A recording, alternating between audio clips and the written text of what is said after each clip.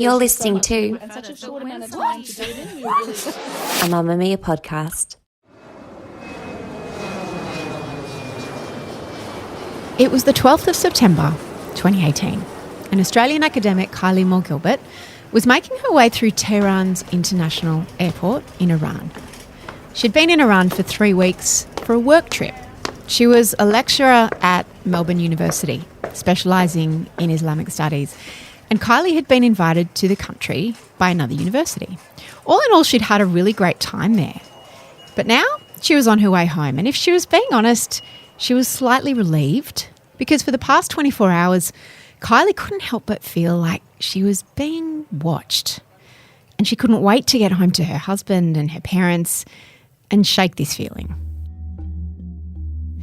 She reached into her bag, pulled her passport out, and she was getting ready to check in at the airport after texting her parents to say, "I'll be home soon," when she felt a tap on the shoulder. What happened next? Well, that's for Kylie to tell you. But it would be 804 days until she'd ever see her passport again. From Mamamia, you're listening to No Filter, a podcast where people like Kylie tell their stories very candidly and aren't afraid to be vulnerable. My name is Mia Friedman. After being detained and then arrested at the airport, Kylie Moore-Gilbert spent 804 days incarcerated in Tehran's Evin and Qarchak prisons for espionage, a crime she never committed. During those 2.5 years that she spent in prison, most of it in solitary confinement, from the ages of 31 to almost 34, Kylie had no bed, no mattress, no pillow, no tampons, and for some of it, no lights and no windows and no toilets. Kylie was completely cut off from the outside world. She was an innocent Australian stuck in a harsh foreign prison with no way of getting home. And she joins me now for a very special episode of No Filter. Kylie, tell me a little bit about what your life was like before September 2018 when you went to Iran. I think I was living a pretty regular life, really. I am originally from New South Wales. I'd spent several years living overseas, mainly in the UK, but I'd moved back to Australia and moved to Melbourne. I did my PhD at Melbourne Uni, and I was at that time working then as a lecturer at Melbourne Uni, lecturing in Middle East history and politics. I had recently bought a house in the far-flung Dandenong Ranges, so quite a commute from Melbourne, but as a young person trying to get my foot on the housing ladder, that was the best I could do. I'd recently got married, so I was in my early 30s, and I guess living a pretty regular life, starting off my career, starting, a relationship, buying a house. So I was in that place. And I thought I was going to Iran for 3 weeks and that my life would continue in that vein afterwards. Iran's not somewhere that most people would visit, certainly not for a holiday, but you were going for work. What were you doing there? So I'd been invited to go to Iran actually by an Iranian university, and they were running a program for scholars in my field to learn more about Shia Islam in Iran. And it's the majority religion of Iran, but it's actually a minority sect within Islam more broadly. So I guess it was a soft cultural outreach program being run by an Iranian university to try to link themselves more strongly to foreign universities and build research contacts, that kind of thing. And I just thought it would be really interesting. I had always wanted to visit Iran, and my research wasn't on Iran at all. It wasn't on Shia Islam at all, but I had touched on Shia Islam in other research projects I'd done. So it was sort of relevant to me. And yeah, I just thought, why not? Like if someone invites you to go to an interesting and exotic foreign location for work, and the university approved my trip and paid for the flights and everything, so why not? Like I thought it would be a good professional opportunity. The day you were due to fly home, you were arrested at the airport. What are your memories of that day? I remember the arrest itself quite well, although the day in the lead up to the arrest, I was quite anxious, and I think I cottoned on, as you know from the book. I knew that something was wrong before I was arrested. I just never in a million years thought that I'd be on a flight list, banned from leaving the country. And some men had come to my hotel the day before and asked about me, asked what my room number was, this kind of thing, to the receptionist. And he actually told me, he gave me a heads up about it. So I was already nervous from that. And I thought, okay, it's good I'm leaving the country. I don't know who these men are or what they want, but I'm flying out anyway. So as long as I avoid them until then, it'll be okay. So I was a little bit highly strung. I didn't really sleep very much that night, the night before my flight. And, nobody came up to me during the day or anything. The men didn't come back to the hotel while I was there. And I went to the airport with all my stuff, checked my baggage in, and was walking to immigration with my passport ready to be stamped when people who I later learned were the Islamic Revolutionary Guards Corps, IRGC, approached me and tapped me on the shoulder and took me away to an interrogation room inside the airport and told me I wouldn't be making my flight. So my memory in the lead up was just sort of one of anxiety and being ready to leave the country, saying, okay, something here is not right. It's good that I'm leaving today. But the actual moment of the arrest itself is quite sharp in my memory. And, I was interrogated for several hours in that airport room before being moved elsewhere. And I remember it quite vividly. Where were you taken from the airport? I was first taken to a kind of a safe house, an apartment clearly controlled or owned by the IRGC in northern Tehran. It was clearly used for filming purposes. It was the living room of the apartment was set up like a film studio, and I wasn't filmed there, so I'm not sure why, but actually, I was allowed to take a nap for an hour amidst all the film paraphernalia, so I got to see it up close. So they were clearly using it, I guess, to film prisoners or false confessions or something like that. It was clearly used for interrogations and other security-related purposes. And I was interrogated there overnight without, and with 1 hour's sleep at dawn. And after that interrogation, I was, almost passed out from fatigue by that point, and I was taken to a hotel also under their control in Tehran, and I was there for 1 week, interrogated on a daily basis by the same group of people. What were they asking you, Kylie? Like, what was their accusation? I think they weren't clear at that point what they were wanting to accuse me of. They were interested in recruiting me as some sort of informer or spy to work for them because they asked me about it within the first 24 hours. They kind of informally sounded me out, which was bizarre to me because I had no idea who they were or what was going on. So I kind of didn't take it seriously at that point. They had decided I was suspicious and they were just digging to try to figure out why and what they could get on me. So they asked me about absolutely everything. Really, it was when they got into all of my email accounts, and I initially had given them fake passwords or hadn't told them about my primary email address, but in the end they got all of it out and I gave them the passwords because I didn't really have a choice at that point. And when they went through my emails, they found messages from people, they found topics or subjects or information that then they were able to expand upon in the interrogation, and it kind of snowballed from there. But they initially wanted to know about my research, what I was doing in Iran, the research trip I'd taken to Bahrain for my PhD a few years earlier, visits to Israel that I'd made, my ex-husband and his links to Israel, even everything, even including my family history and what my great-grandparents were doing and stuff like that, which I didn't know very much about at all. They were really digging around everywhere they could at that point.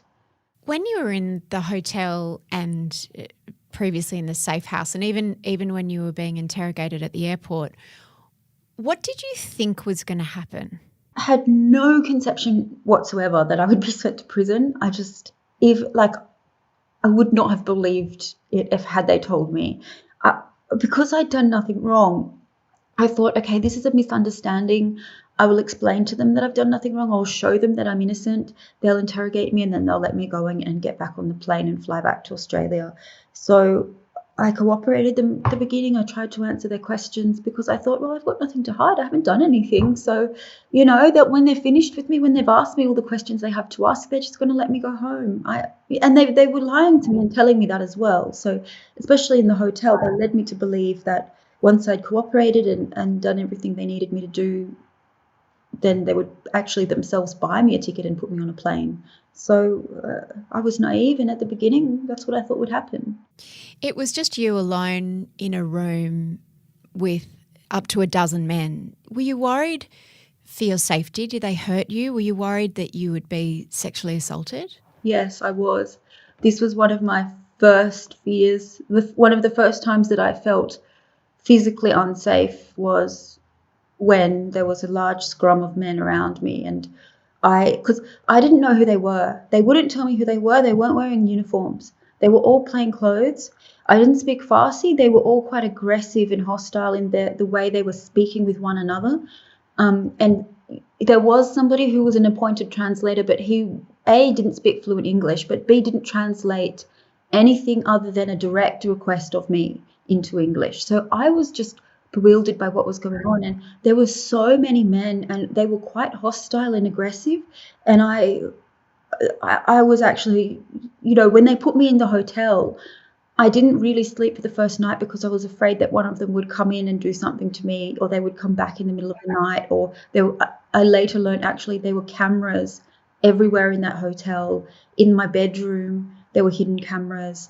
So they would have been watching me get undressed, this kind of thing. I hope there weren't cameras in the showers, but I wouldn't know. So, I definitely had that fear. These are highly, highly religious men that see Western women uncovered. I mean, I was wearing a hijab, but not at all of the level of hijab that they would advocate. They would have seen me as fair game maybe. And I was being in the middle, being a scholar of the Middle East, I have encountered these kinds of people before, and I know that often they see Western women as objects of harassment sometimes. And I did feel quite afraid that they would assault me. You were taken to Evin prison and put into solitary confinement. What was it like physically when you were taken there? And did you know that's where you were going? No, I had no idea, A, that I was going to prison, and B, that I'd be put in solitary. I actually, when they put me in the solitary cell, they'd given me the prison uniform to change into, and I just thought this was like a change room for the uniform. It was so small, it didn't even cross my mind I would have to sleep in there. I literally thought she's put me in the room, close the door, I'm going to get changed, and then she's going to take me to the real cell. It was tiny. It had no window, no natural light. There was just a light on 24 hours a day in the ceiling, a very bright LED sort of thing. No furniture, no stimulation whatsoever, designed to torment you, designed to break you for the interrogation. So complete sort of sensory deprivation.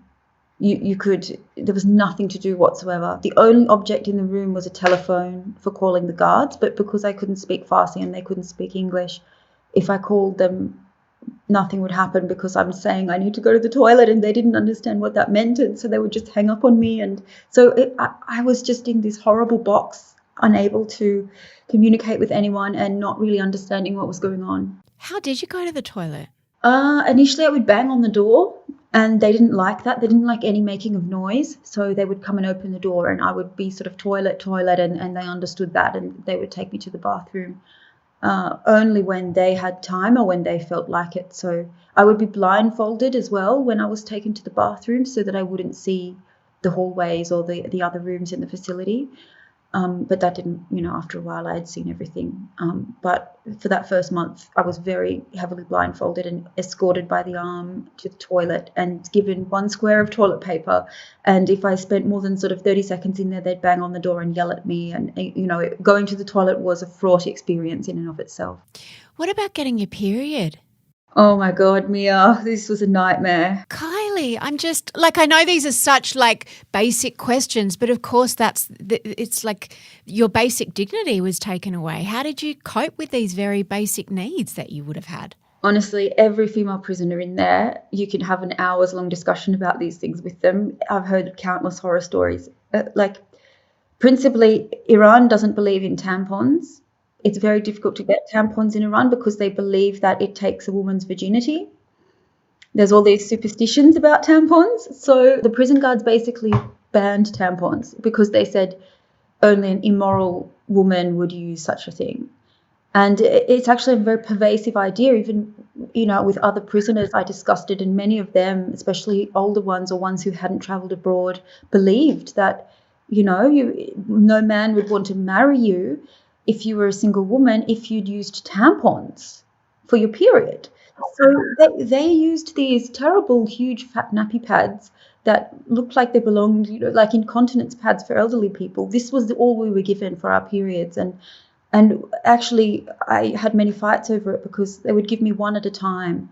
They wouldn't give me a packet. They'd come and dole out one every time and even communicating that that's what I needed when I didn't speak Farsi, was very difficult. Yeah. So it was a very unhygienic place. The toilets were very, very dirty. There was no toilet paper to clean yourself. I wasn't allowed to shower at the beginning except once every 3 days. So cleaning yourself, it was a nightmare. I mean, I'm not going to go into the gritty details, but these feminine hygiene issues were huge until it got marginally better when I was allowed to make certain grocery purchases once a month on a shopping list. Maybe after 6 months or so, or 7 months of my incarceration, the embassy dropped some cash off at the prison, and I was able to make a shopping list that someone would go and purchase and deliver to the prison, one of the IRGC guys, not the embassy. And I put on pads, like a Western brand of pads, and a few times that got delivered to me, and that was much better. But yeah, we were banned from any cleaning products. So even with that money, we weren't able to buy bleach or bathroom spray or disinfectant because they said, if you buy that, you'll drink it and kill yourself. And I used to fight them and say, well, you come and put it in there. You spray it around and then take it away, and I won't touch it, but just spray it so I can clean the toilet or whatever. And but they refused. So this was really difficult. It was dealing with the sanitary situation, especially when you had your period. When you were in solitary confinement and there were just 4 walls, what did you literally do every day? So a lot of the days I was taken to interrogation, and I actually wanted to go because even though that was obviously very unpleasant and a very hostile atmosphere normally, and I felt constantly under siege and under attack there in that interrogation room, it was still better than being left alone inside my own head for hours and hours in that room, in that solitary confinement cell. And toward the end of my interrogations, they came less and less frequently. And every weekend there'd be 2 or 3 days where I would be just on my own, and you wouldn't know when they're coming. So you'd be anticipating that the interrogators might come for you every day. And some days they did, some days they didn't. So when I was left on my own for those days on end where I didn't go anywhere, it was basically like psychological torture. The first week was the worst until I developed psychological coping mechanisms. But I was bouncing off the walls. My brain was thinking at 1,000,000 miles an hour over all sorts of subjects, racked by guilt, racked by regret. I should have done this differently. I should have done that differently. Fear about the future, anxiety, worry. It was all rolling through my brain at an intense speed. And, I would try and play games with myself. I would try and memorize or recite things that I thought I could memorize, try to remember the lyrics of songs, try to remember my times tables. But, it was really, really hard. And a lot of my memories sort of blanked out for like some of that period, I think, from the trauma of it all, because being left alone inside your own head with zero stimulation whatsoever and no natural light, no control. I didn't even have control over my own toothbrush. I didn't even have control over whether I could take a shower or go to the toilet. I had control over nothing whatsoever. It's designed to break you, and it really is very effective. It really, really does make you suffer so much. You mentioned psychological coping mechanisms that you developed. What were they? Somehow my brain managed to slow itself down, not for the first couple of weeks, but over time, slowly, after about the 2-week mark, I kind of started to inhabit this like semi-asleep, semi-awake state. Not really meditation, but it wasn't a deliberate thing I was trying to do. Like, I'm very bad at meditation, but a few times I tried to meditate, and I just couldn't turn off my brain. But after about 2 weeks, I would lie down on my on the floor because there were no beds or mattresses with a kind of an itchy blanket over my head to block out the light. And I wasn't tired enough to sleep, but I would just close my eyes and my memories would become very vivid, and especially my long-term memories. So my short-term memory completely gone. All prisoners say this, that solitary confinement kind of after a while induces a sort of amnesia or Alzheimer's in your short-term memory. You know, if you had have asked me what's on my Spotify playlist, I wouldn't have been able to tell you, you know, or what movies did I see before I went to Iran. But I could suddenly draw on these ultra vivid memories of my childhood, of events that I'd long forgotten or thought I'd forgotten in my brain, and then kind of relive them and go through them and inhabit that strange space of kind of half asleep, half awake, half in my memories, trying to forget the present, forget the future, and just sort of live in the past. And I don't really know what that's called or whether that's a thing or it just happened to me, but that's kind of how I, in a way, coped. I just slowed my brain down and lived in the past. There were almost two parallel tracks. You were living your hell in an Iranian jail, and your family, your husband, your parents were like, what did they think were going on? What were they doing? At the beginning, they had very little information. The government didn't really tell them much. I don't think the government really knew what was going on either. I was able to contact them on a kind of an ad hoc basis via WhatsApp from the interrogations. So, you know, when I got arrested the first time at the airport, that night they let me text my family on WhatsApp and say, you know, they made me write some silly excuse like I've decided to extend my trip in Iran to do more research or something, when I'd already told them I'd checked in for my flight and I was at the airport. So there's no way they would have believed that. But I guess to show them that I'm okay and I'm alive and some horrible accident hasn't happened. So periodically they were allowing me to, I guess, show proof of life or message my parents or whatever and tell them that I'm still around. I wasn't allowed to say I was in prison, but I'm sure they would have worked that out at some point. And I imagine the government would have worked it out too and perhaps had have told them, I'm not sure. But everybody knew very little. I was allowed to say very little, and my contact with them was just haphazard and to the whims of the interrogators, essentially. You were held at Evin in the notorious 2A unit for 23 months, almost 2 years. How did your mental state change over that time? I feel like I actually became stronger as time went on. I think you have to first perceive the parameters of your surroundings, where you are, why you're there, who's captured you, what's going on, what possibly could happen to you, for example, going to court and getting sentenced to prison, something like that, whether there could be a diplomatic deal on the offering, this kind of thing. Once I perceived the boundaries of what's possible and what's not possible, where I am and why and who captured me, I think I started to understand the rules of the game a little bit better, and I drew strength from that. I also educated myself through making contact with other prisoners. Can you talk a little bit about how you made contact with other prisoners? So they reached out to me. They heard I was there. They heard my voice speaking English to the guards, and the guards not understanding me and speaking back in Persian. I'd scratched some stuff in English on the wall of the outdoor exercise area, and they occasionally scratched a response, a word or two back to me. And then I received in the outdoor exercise area a small bag of food, of nuts and fruits, and a small letter written on some toilet paper with a piece of chocolate that they'd scratched onto the toilet paper. And these were two girls in a cell just opposite mine, actually, but they were two in a cell, not one like me. And then I made contact with their friends in a different cell down the hall. There were 3 of them at the time. So, and they all spoke English. And because I didn't speak Farsi, they were able to tell me in English who these people were, what the rules were, what they could do to me and what they wouldn't do to me, that I should have hope that my government will get me out, because often the Iranians take people hostage to make deals and to get something in exchange, that I shouldn't make a false confession, that I should stay true and just tell the truth and, you know, not trust them because they weren't trustworthy. They would play me in the end if I trusted them. So I got to understand a lot from these friends, and they really risked themselves to reach out to me. It was really dangerous for them. They didn't have to do that. They were really good people that wanted to help me. They could hear that I was in distress. They could hear I didn't understand the language, and some of them really became my friends and my sisters. You went to incredible lengths to communicate with each other. Can you describe some of the ways that you would do that?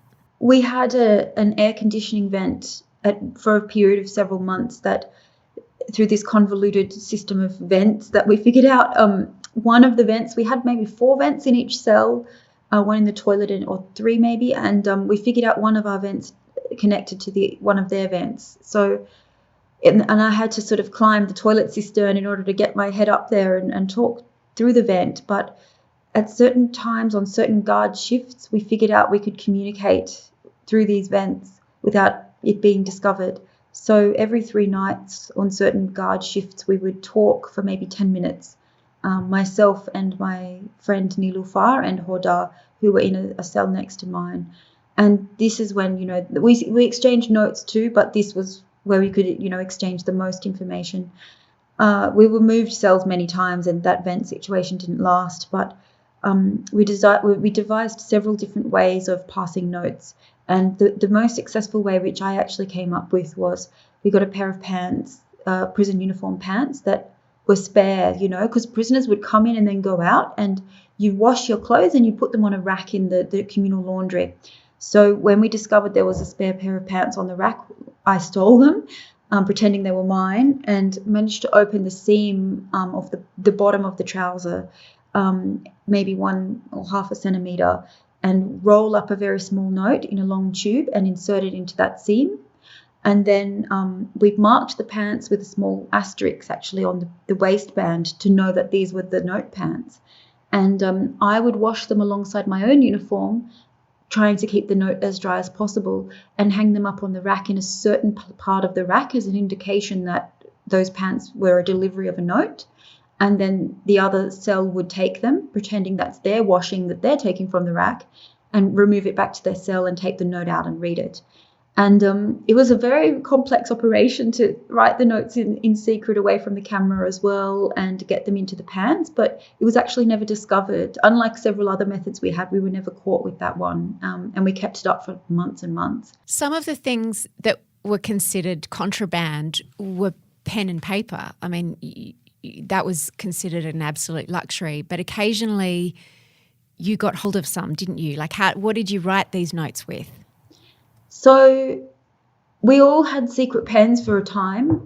One of my friends, Elena, was a master at stealing pens. She even stole a pen from the judge, and it had his name on the side, and it became like a trophy for us. Like, how on earth, when you're in court, you're put on trial, you managed to steal a pen from the judge. And so, she would nick them from various judiciary meetings, from the interrogation one time even, find them if the guards had ever left a pen lying around in their area, she would always cause a distraction and manage to steal it. So often the pens would be discovered and confiscated from us, but there was sort of a network of secret pens going around. I tricked the guards just by luck into a pen I had been given to answer some interrogation questions with. I managed to fool the guards into thinking I'd given back when I hadn't. So I would keep that pen in a number of locations, initially in my underwear and then inside a pipe that was linked to the toilet plumbing in my cell, and would write the notes to my friends on the toilet, squatting down where it was a black spot from the camera.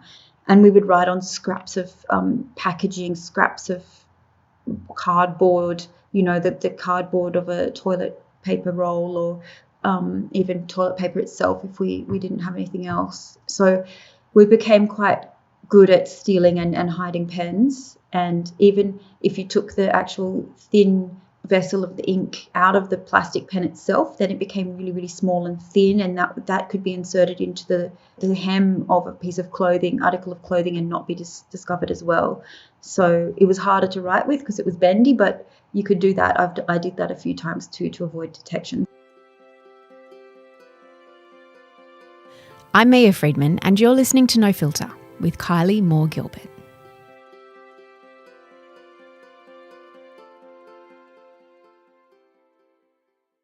You mentioned that you were moved from cell to cell quite a lot. So after that initial period of more than a month in that tiny 2x2 windowless cell, but it was interesting to read that every time you were moved, for someone who's not experienced it, I would have thought, oh, you would have been excited for a change of scene, but you always felt very, very anxious when you were moved. Can you talk a little bit about that? Yeah, I think because psychologically you become dependent on that space very quickly.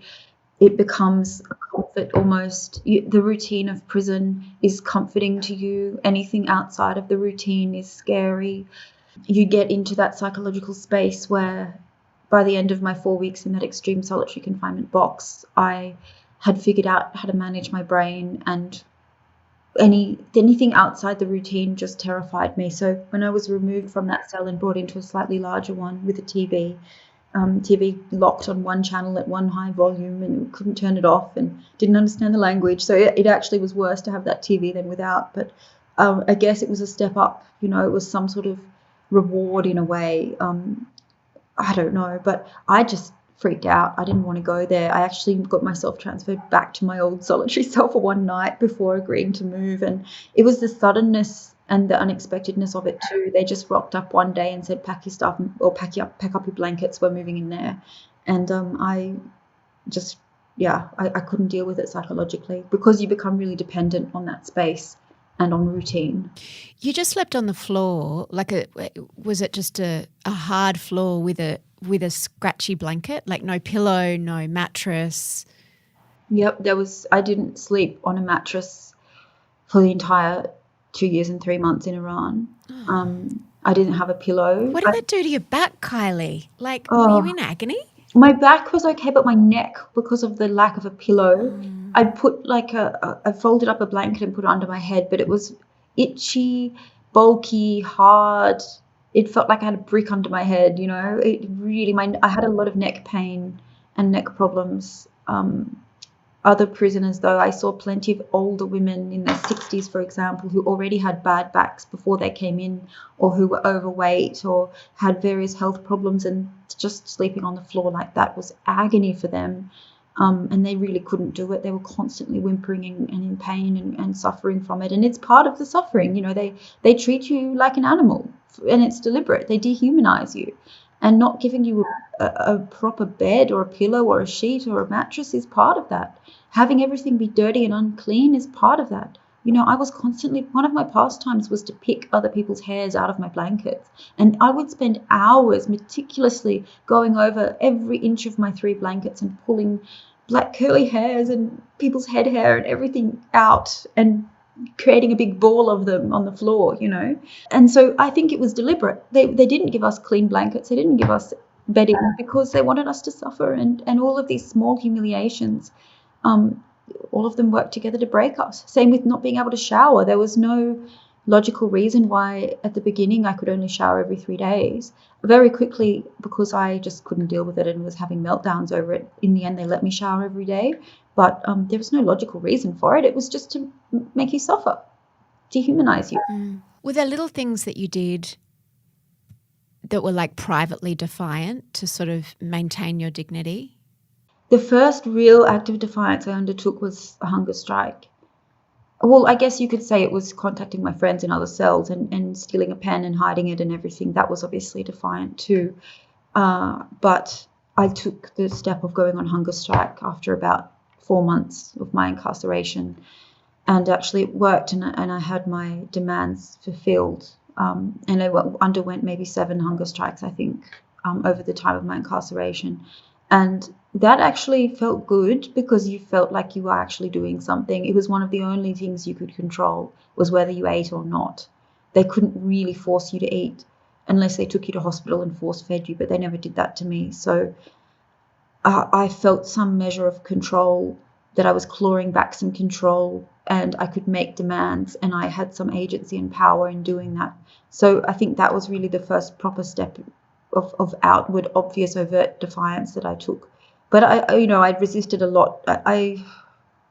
After I knew that I was going to court and they would convict me and give me a prison sentence, because it was obvious it was just a kangaroo court. It was totally corrupt and a total sham, and that was clear to me from the beginning. And I'd heard stories of others as well by that point. I just realised, well, cooperating with them hasn't served me well at all, and I haven't gained anything by being nice and quiet and placating them. So I may as well at least claw back some of my dignity and resist. And I did. And sometimes I shot myself in the foot, and other times I did win concessions for myself. So, but it gave me a feeling like I was doing something at least. I wasn't just this passive person sitting back and waiting for others to rescue me. So it did actually play a big role in my ability to survive psychologically, I think. The idea that I was resisting and I was showing defiance and I was actually trying to influence my own fate. What does a hunger strike feel like? The beginning is the hardest. That might be a little bit counterintuitive, but I found the first 2 days the hardest. You do have really strong pangs of hunger. If I was doing it with other prisoners in my cell who weren't striking and were eating, especially the hot food, it was disgusting, but they'd deliver like a stew or something with rice for lunch, for example. And if the prisoners, opened that, all the smell would waft throughout the room. And, I would often be lying prostrate because I didn't have much energy, and you'd lose blood pressure very quickly and I'd be very lightheaded. But I'd just smell it, and it was almost like the smell was more intense because I was deprived of food myself. And it was quite torturous for me to smell that, that disgusting stew that the other prisoners were getting. But then after a few days, you kind of get used to not eating. If you keep hydrating, you're generally okay for 4, 5, 6 days. I always had low blood pressure even before I went to Iran. So my blood pressure would just plummet and I couldn't move. Even sitting up, I would just see stars and my head would swim. And it would take me a really long time to walk to the toilet, for example. I'd walk like an elderly person, hand on the wall to stop myself falling. Everything's very bright, seeing stars. It would be a real mission to get out of bed and move anywhere after a few days. And I did a dry strike once where I refused water as well. And that was the toughest because I think I lasted 2 days after even 1 day of not drinking or eating. The headaches that you got from dehydration and everything was really painful. Everything was on fire. Your body just was crying out for water in particular. I lasted 48 hours without water, and then I was hospitalized and put on a drip. So they put the intravenous water back in, hydrated me. So that was the hardest by far. The longest I'd lasted on a wet hunger strike was about 8 or 9 days, I think. But by then, I was always hospitalized, and then they'd just drip feed vitamins and things into me, and I would perk up again. But it is really tough. But the first few days are the hardest for sure. When your body still, I guess, has some food in its digestive tract, so it's still digesting and working and doing something, so it's calling out for more, and you have those real pangs of hunger. Then when everything empties out and you're just drinking water, I think it's sort of the pangs and the pains lessen in a way, and you get used to it in a way.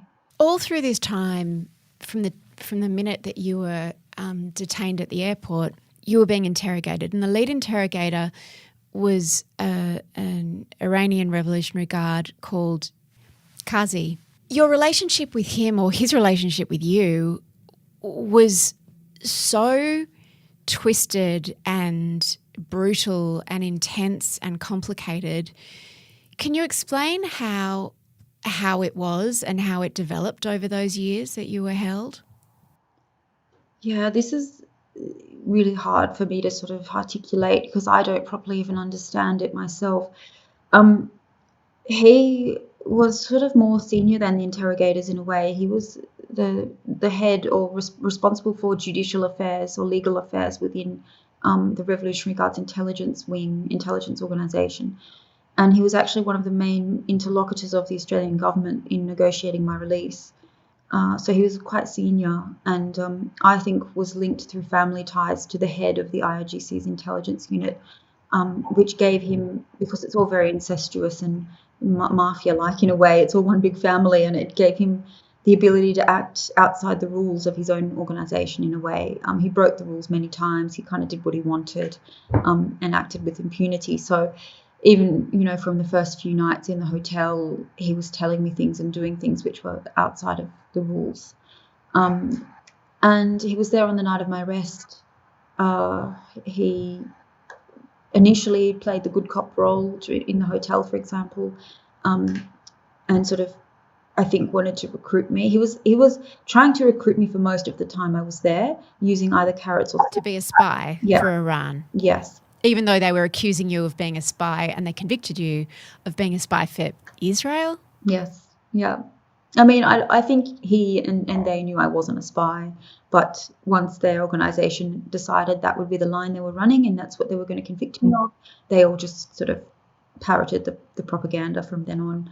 But yeah, so we had a very like conflicted relationship. There's a lot of animosity between us. He had a sort of a classic male ego. He wanted to call the shots, be in charge, and wanted everybody. I think he was used to getting his way with everything, including among his colleagues. Maybe something about my defiance attracted him in a way. I don't know. I would often make jokes and mock him, laugh at him, and I think in a way he liked that because nobody else really had the balls to do it to him, and I didn't really understand who he was or how important he was, and I didn't really care at that point either, so that's probably why I was doing it. So he went through phases of being really, really horrible, using sticks instead of carrots, and, you know, banning me. I was banned from family calls, embassy, consular visits, everything, banned from everything as a result of one of my acts of defiance, and that was him that instigated that ban. He went to the judge and got me banned from, you know, contacting my family for 9 months, and banning me from embassy visits is against international law, but they still managed to do that. So, you know, he was responsible for a lot of my suffering, you know, into a but then toward the beginning of 2020, when the situation changed with the negotiations with the Australian government and they gave up on trying to recruit me, he kind of changed his behaviour toward me and started actually flirting with me, courting me, breaking the rules in order to give me favour, to show off, to give me benefits and presents. He organised a birthday party for me. He bought me clothes. He bought me cake. He bought me pizza. He, you know, developed feelings for me, essentially.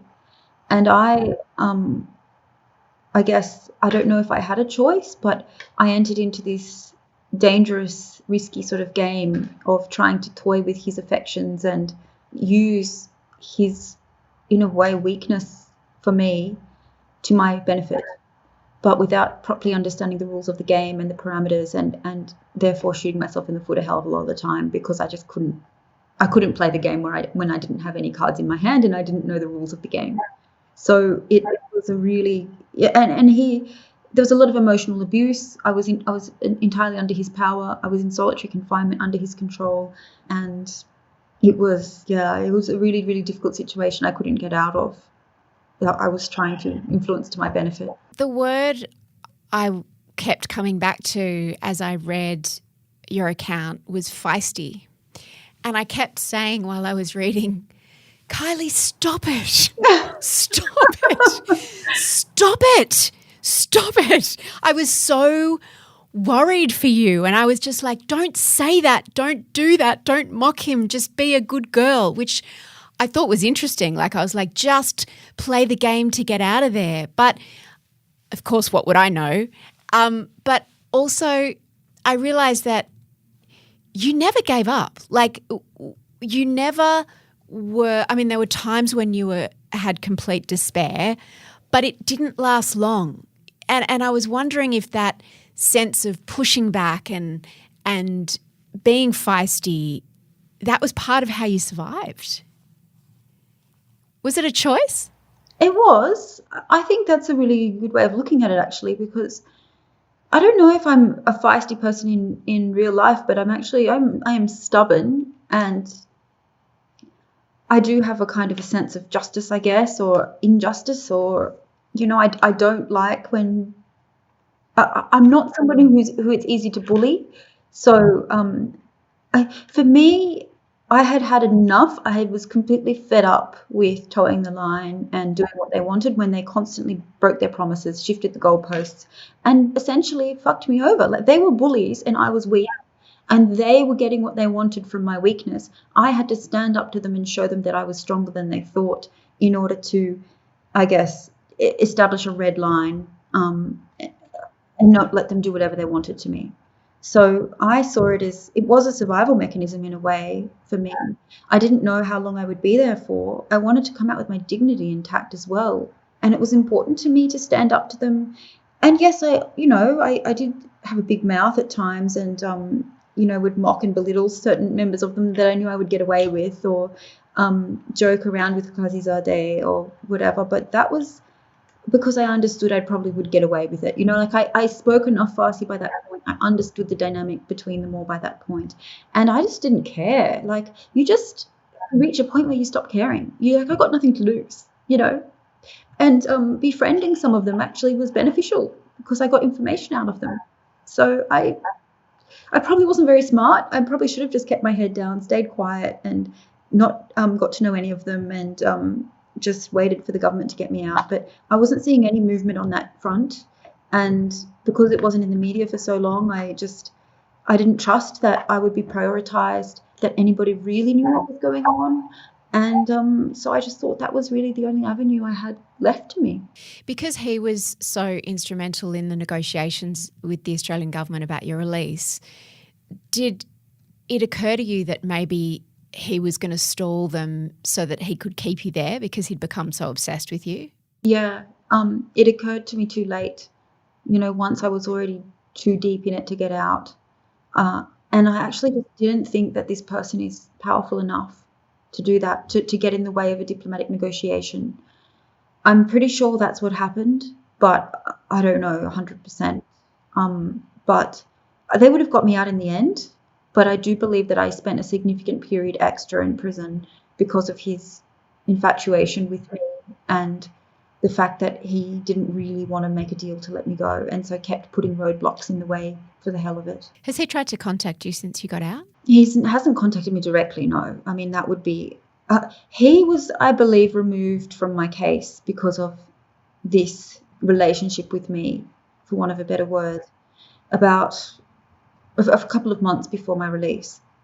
He was still influencing things, though, from behind the scenes, I believe up until 5 weeks or 4 weeks before my release, when he did manage to send me a few messages via other people when I was moved back to 2A in October or September 2020. And to be clear, the feelings were never requited. It was very much a one-way abusive relationship. Yeah, definitely. But I certainly gave him to believe that there was hope, because I was trying to leverage him for my freedom, but also for better conditions in prison. It was for me a matter of survival.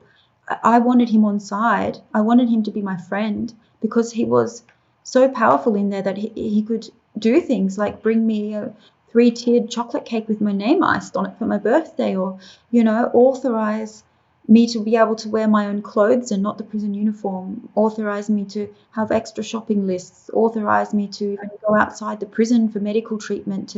He allowed me to go to an optometrist in Tehran and choose a pair of glasses because my eyesight was ruined by years of staring at a wall a couple of meters in front of me. So I needed reading glasses, and he authorized that, medical treatment, all sorts of things.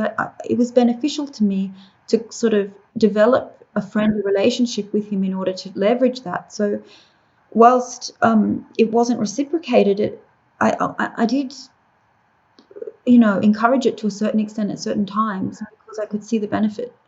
Sometimes another thing that he had control over was when you were occasionally given your phone during interrogations and allowed to either WhatsApp or call your family. And in that early stage, your husband, Ruslan.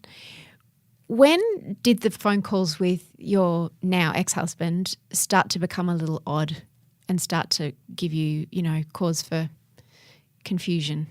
After the second call I had to him ever, actually, The first call was just out of the blue. He wasn't expecting it. He didn't know where I was. He was very worried about me, and he was himself just a worried husband wanting information about his wife. But the second time I called, he was distant, he was cold. I had a feeling he wasn't the only person in the room, and he had developed a kind of a security mindset.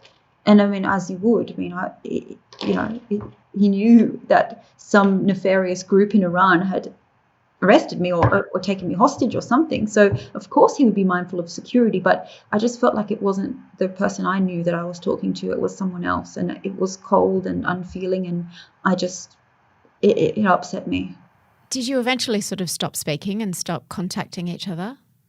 Well, we couldn't, especially because of his links to Israel. Once the first phase was out of the way and they'd got what they wanted or tried out of him, I was not allowed to call him really. Khazizadeh occasionally would give me a favour and allow me to call him, but I was mainly calling my parents and my sister Belinda on the rare occasion that I was permitted phone calls.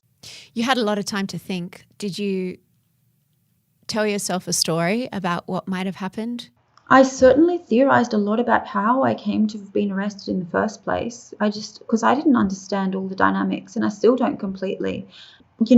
From getting to know some of the IRGC, including Khazizadeh and others, I was able to piece a few things together about over time, over a number of years, about how I came to have, been flagged on their radar at all. And a guy that I'd interviewed prior to my arrest in Iran, who wasn't an Iranian, he was a Bahraini, for my research, had some sort of involvement with the Revolutionary Guards and had essentially betrayed me, dobbed me in as, for whatever reason, as someone suspicious to them, what led to them taking an interest in me whilst I was still in Iran for my academic 3-week trip, and led to my arrest. So this person essentially is responsible for my arrest. At one stage, Kazi said to you, your husband's having an affair, your marriage is over.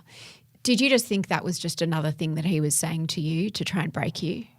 Yeah, I didn't really give it much credence at the time because, as you said, like they would say things to me like that all the time, like nobody in Australia cares about you. The embassy hasn't even reached out once to ask where you are. They know you're guilty, therefore they're not bothering about bringing you home. You're a traitor to Australia too, as well as, like the Australians know you work for Israel, and you're an Australian citizen, so they wouldn't care about you.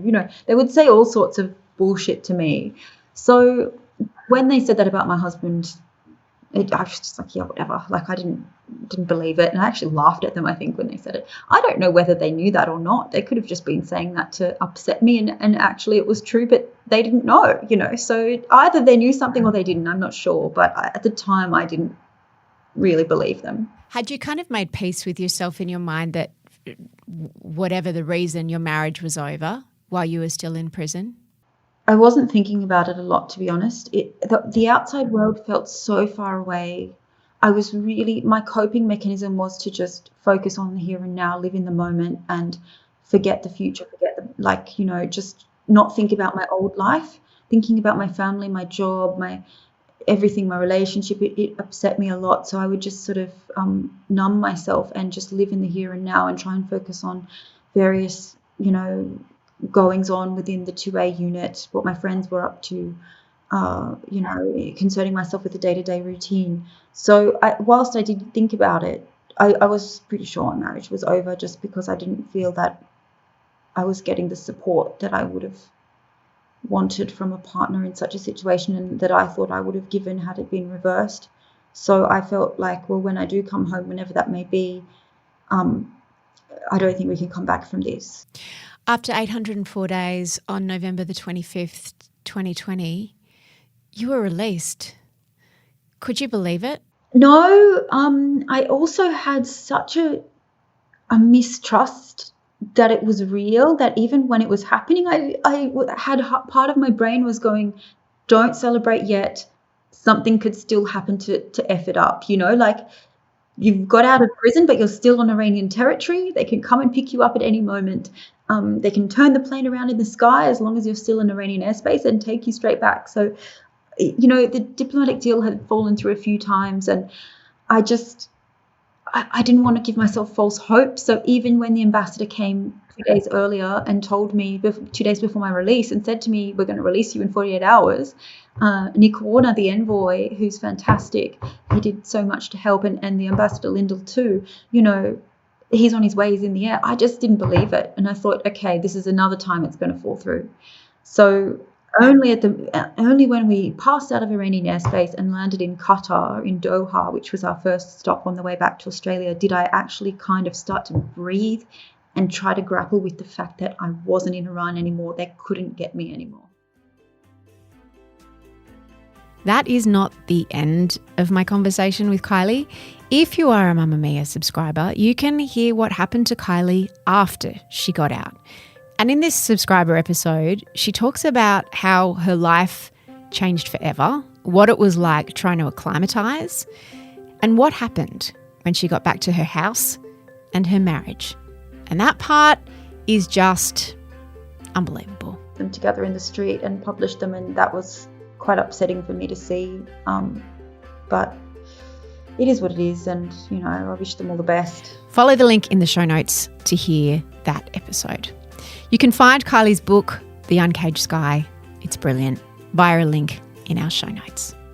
Our producer is Gia Moylan. The executive producer is Eliza Ratliff. And I'm Mia Friedman.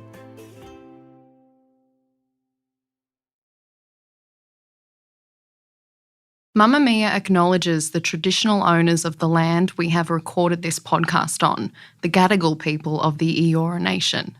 We pay our respects to their elders, past and present, and extend that respect to all Aboriginal and Torres Strait Islander cultures. Nobody speaks to me like Mamamia.